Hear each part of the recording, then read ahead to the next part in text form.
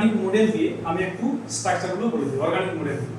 তো মডেলের মধ্যে দেখো চারটা বন্ড পেয়ার যদি আমি দিই তাহলে দেখো এই যে চারটা বন্ড পেয়ার নিয়ে যে টেট্রাহেড্রাল যৌগ চারটা বন্ড পেয়ার, এই হচ্ছে চারটা বন্ড পেয়ার। এটা হচ্ছে মিথেন অণুর গঠন যেখানে চারটা বন্ড আছে, একটা বন্ড, দুটো বন্ড, তিনটে বন্ড, চারটা বন্ড পেয়ার। তাহলে দেখো দেখতেই পাচ্ছ এটা যদি প্লেনে আমি রাখি, এটা রাখলে এটা হচ্ছে টেট্রাহেড্রাল গঠন, সুষম চতুষ্ফলক গঠন, 3 ডাইমেনশনাল পিকচার।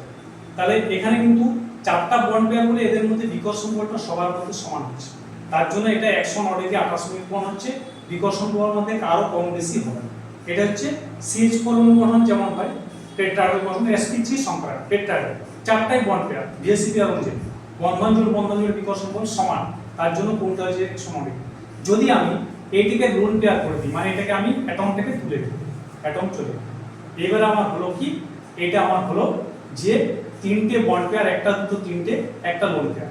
স্বভাবতই এদের মধ্যে যে বিকর্ষণ বলটা থাকবে, এদের মধ্যে সেই বিকর্ষণ বলটা থাকবে না, এদের মধ্যে কম হবে, এদের মধ্যে বেশি হবে। তাহলে অণুটা কি হবে, অণুটা এইভাবে একটু ডিস্টর্টেড হয়ে যাবে। কেমন হবে, এইভাবে ডিস্টর্টেড হবে।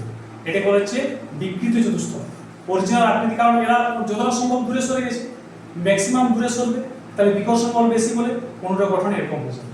তাহলে এটা যদি আমার তিনটে বন্ড পেয়ার, একটা লোন পেয়ার থাকে, আমি আবার একটা বন্ড পেয়ার, আবার লোন পেয়ার নিয়ে নিলাম। আমি বললাম কি দুটো বন্ধন আর দুটো লোন পেয়ার, এই দুটো বন্ধন জোড় আর দুটো লোন পেয়ার যদি থাকে, তাহলে এদের মধ্যে বিকর্ষণ বলটা আরো সবচেয়ে বেশি হবে। এরা ম্যাক্সিমাম দূরে সরে ভি এর মতো দেখতে হবে। দেখো ভি এর মতো দেখতে হবে, ম্যাক্সিমাম দূরে সরে। এটা যে ভি শেপ। যদি আমার দুটো লোন পেয়ার, দুটো বন্ড পেয়ার থাকে, যেমন জল অণু গঠন, এটা হচ্ছে জল অণু গঠন, H2 অণু গঠন। ঠিক আছে, এইভাবে আমরা VSEP সূত্রের সাহায্যে স্ট্রাকচারগুলো অণুগুলো আমরা বলতে পারি।